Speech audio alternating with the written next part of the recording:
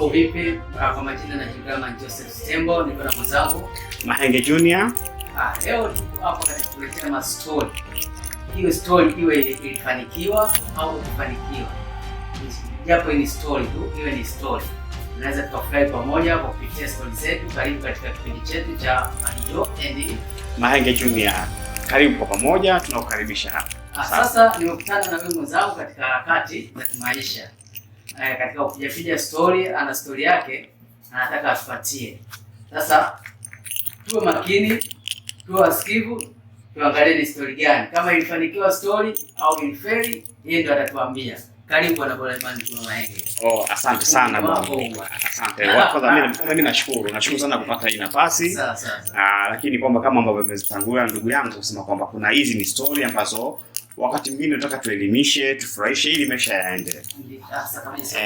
Na hii story ambayo nataka nizungumze leo ni story ambayo inaweza ikakufundisha.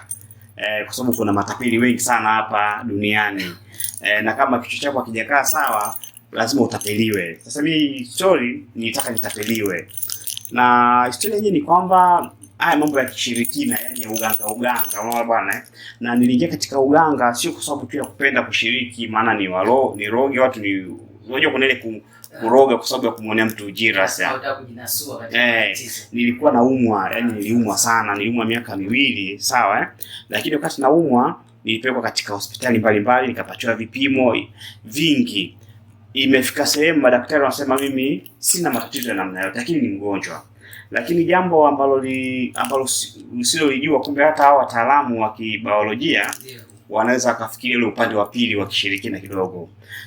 Nakumbuka siku hiyo nimepelekwa hospitali ya Temeke, nimekutana na daktari ambapo yeye aliponipima, kwa sababu alikuwa tuna mara kwa mara tunapima, pale akamuita mke wangu akajaribu kumshauri kwa bwana, huyu kwa sisi upande wetu tumeshindwa kumtibia kwa sababu hatujui tatizo ni nini. Kama mna mila na desturi huko nyumbani upande wa pili, nenda mkajaribu. Sasa hapo ndipo ambapo mimi nikaenda kwa mganga. Umeona, tulikuwa kwa waganga kienyeji kwa ajili ya kujinasua kimatibabu. Yapo hayo mambo yapo. Yes, na mimi nimefanya, sawa Na hilo ndio lengo ambalo likaja kutuleta kuonekana kwamba wapo waganga matapeli. Sasa leo tukazungumza, kuna inawezekana wakawa waganga wapo wa kweli, lakini kwa upande wa pili wako waganga matapeli. Kwa hiyo tunatakiwa tuwe makini sana. Sasa kipindi tunakwenda, kuna rafiki yetu mmoja akatushauri, bwana, kuna mtaalamu ambapo yeye anaweza akawatibia. Lakini apart from kutibia tu, anaweza akawasaidia mpate mali. Unaona, tukashawishika tukaenda mbali zaidi. Lakini kuna suka na matatizo mbalimbali ya kiofisi. Na mimi kipindi hicho kumbuka kwamba nilikuwa na matatizo ya maradhi, lakini pia nilikuwa na baadhi ya madeni huko ofisini. Ndiko pale bwana akatuambia, bwana, kuna ndugu yangu yeye ni mtaalamu, ni mganga kienyeji ambaye ana uwezo wa kuwasaidia nyinyi kwa nasua, kusaidia bwana mkubwa ambaye ni mimi katika maradhi, lakini pia kuondolea matatizo yako yote yale, kama ulikuwa madeni ama ulikuwa na mitihani mbalimbali. Sasa kama binadamu nikashawishika kweli, tukaenda. Lakini kipindi ambacho kabla tujakwenda akatuambia, bwana, kuna mtaalamu yeye anakukutanisha moja kwa moja na jini. Yaani jini unakutana naye.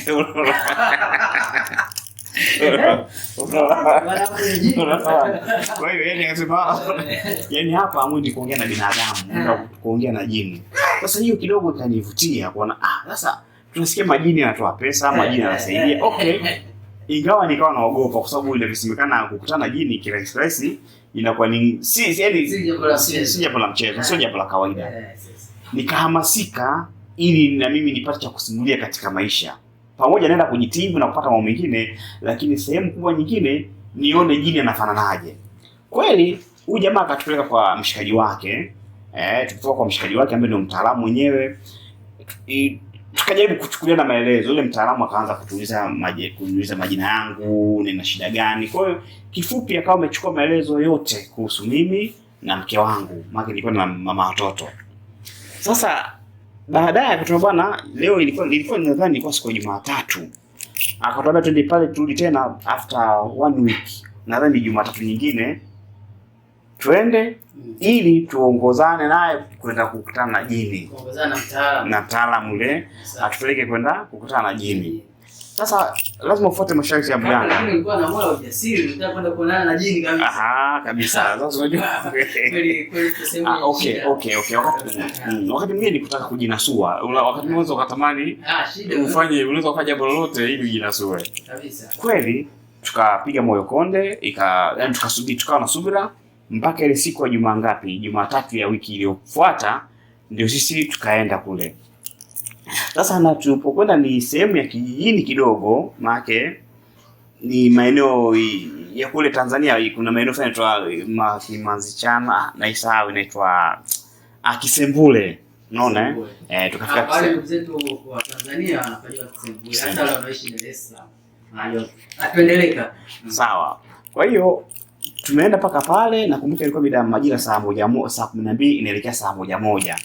Na kwa bahati nzuri tukakutana kuna watu kama 8-9 ambao walikuwa wamejipanga kwa ajili ya kwenda kuonana na jini. Sasa kweli tukawa tumepaki gari sehemu, tukawa tumeingia kidogo kwenye vichokora ni kama viporipori huko.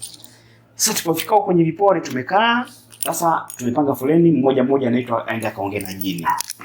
Sasa akaanza mtu wa kwanza, wa pili, mara wa tatu nikaitwa mimi. Nikaitwa bwana mkubwa, sasa zamu yako. Kwa bahati nzuri nikamchukua mke wangu, tukawa tumekwenda. Sasa kitu cha kusikitisha ama cha kufurahisha, tukakutana na jamaa mmoja mrefu sana ambaye amevaa mavazi kama yale mavazi meupe na amevaa zile ngongoti zile magongo fulani, ilikuwa mrefu kweli. Sasa kipindi tukiwa watoto tunaambia bwana jini ni mrefu, jini yani hivyo, kwa tukaamini kwamba yule ni jini kweli. Kwa hiyo ulijenga ile picha kwamba ukutana nacho huko itakuwa labda ni kirefu na kikweli wale ni wasanii, yani walijua kutengeneza mazingira, kwa sababu hata wewe ukiingia hivi unaamini kabisa huyu ni jini, kwa sababu ya kutokea utotoni na nini tunajua jini ni mrefu na nini vitu kama hivyo. Sasa kweli akatoa bwana yule jini akawa ametukaribisha pale kwenye ile sehemu yake, lakini kitu ambacho hatukuwa tunakifahamu, kumbe yule sio jini, alikuwa binadamu, sema amevaa yale mavazi ya ngongoti. Nadhani mnafahamu tukisema ngongoti mnanielewa na akawa amevaa shuka ndefu, kwenye ukukucha ameweka vile vitaa fulani vya Christmas vinakawaka usoni, vitu kama hivyo. Kwa hiyo ikabidi aanze kutueleza, yani yeye akaanza kutueleza matatizo yetu yule jini. Kwanza akaanza kuniita jina langu. Mimi nikashangaa, huyu jini amejuaje? Maana yake ni kweli jini, huyu ni jini kweli.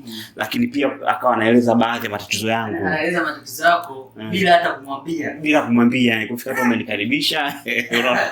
Amenikaribisha na jini akaanza kuleta. Walisia hapo ikawa na jini kweli. Sasa mimi nikajiuliza kwamba huyu bwana yani amejuaje mambo yangu. Kwa hiyo moja kwa moja mimi nikasema huyu ni jini. Sasa kitu ambacho sikuona kama yule ni jini kweli, ambacho kikanitoa katika uaminifu kwamba yule sio jini.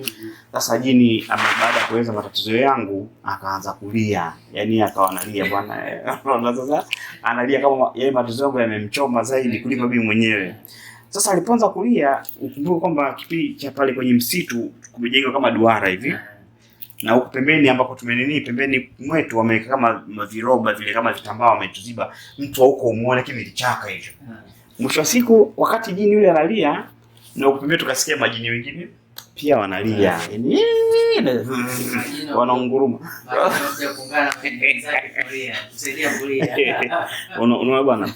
Sasa pale niliposikia sauti za majini wengine huko nje analia, kidogo nikawa njia panda kuona inawezekana vipi awe jini mmoja na huko pembeni tumezungukwa na majini wengi. Hicho ndio kitu ambacho cha kwanza walikikosea. Yani wale majini wengine wasingewaweka. Angebaki yule jini mmoja, hiyo simu kwanza kwa wameferi kwa upande wangu mimi. Na sehemu ya pili, baada ya kuongea akatupa masharti tupeleke mbuzi 7. Na mbuzi kipindi kile kwa mbuzi moja ni 30,000. Sasa tukapiga mahesabu mbuzi 7 ni kama 200,000 na 10,000. Ilikuwa iko ndani ya uwezo wetu. Lakini mbona akawa ametaka gharama kubwa ya kwanza. Kila pili akawa amesisitiza kama tutashindwa kuwa na mbuzi basi tumpatie pesa ataleta mbuzi. Kwa hiyo pale kidogo ikawa tunaweka 50-50, tukawa ni 50-50. Okay, tukamalizana naye, tukaona tumwache. Tukapeana naye ahadi, ilikuwa ni baada ya siku 3 tuwakilishe kupeleka wale mbuzi ama pesa taslim. Basi tukaagana naye bwana jini, Kweli sasa pale ikawa kidogo tunaamini upande ya tuamini. Kweli tukatoka, kwa bahati nzuri tukakutana yule mshikaji wetu ambaye ametuleta, ambaye ni yule mganga. Kweli tukapanda gari yetu tukawa tumerudi nyumbani. Sasa na yeye akatuambia kwamba hii siri usimwambie mtu yoyote, msithubutu kumwambia mtu yoyote, hiyo ni siri yenu. Sasa walikuwa wataki wateja wengine waende, maana kumwambia mtu si mtu atavutiwa, atakuwa kama mteja. Sasa hata mimi sikuwa na waelewa zaidi, isipokuwa wale kama wametubana sisi, kwa maana labda walikuwa na baadhi ya wateja, wakiona mtu akisha kama wale wa agent wale wanachagua baadhi ya watu, wakiona mtu wamemshika akili ndio wanampeleka pale.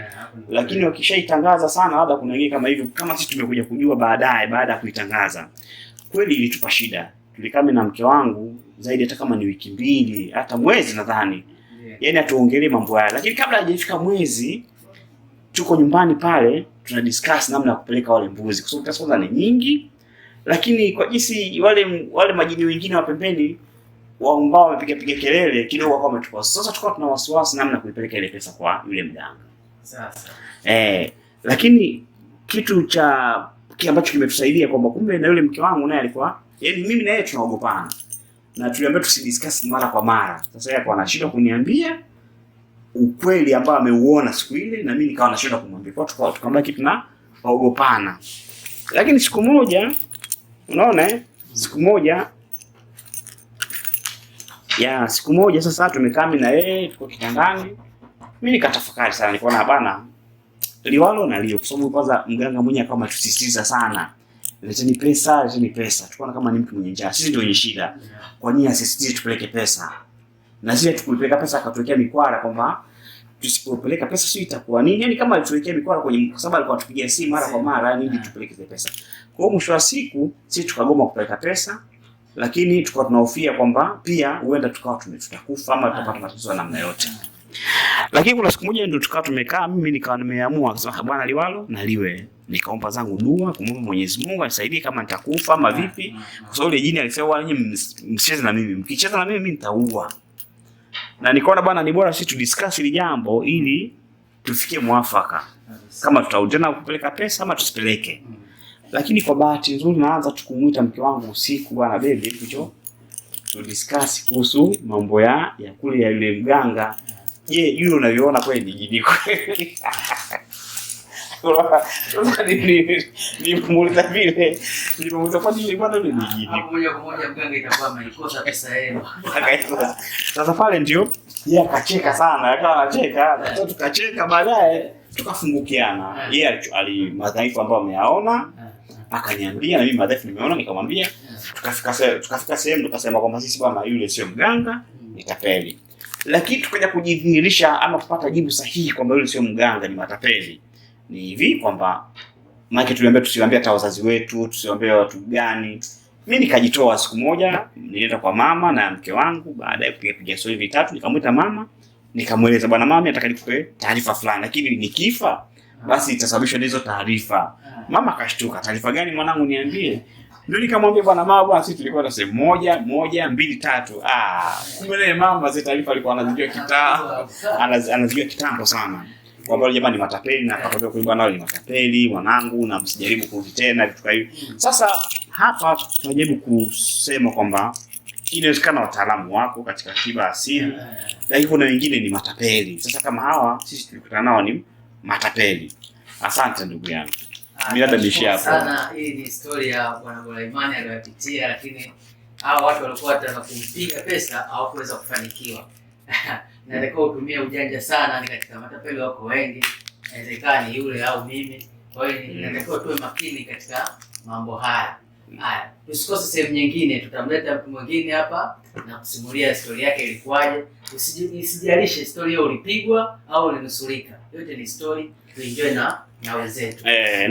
Na lengo halisi kwamba si kwamba utakuja kueleza tu swala limekukuta. Hapa ni kijiwe cha kuelimisha, kuburudisha. Sasa story kibao. Karibu. Hata wewe mtazamaji ukijisikia unatupigia simu, namba za simu zitakuwepo hapo chini. Utakuja hapa tutapiga story. Uadhisie kitu chako ambacho unaona kilikugusa, au kitu chako ambacho kilimgusa na kitafundisha na kuwaokoa wengine. Basi unakaribishwa pia. Karibu Mimi ni mtangazaji wako na Joseph Tembo, niko na Mahenge Junior. Karibu sana. Kwa wangu wa leo. Na tunaondoka hivi kwa elimu.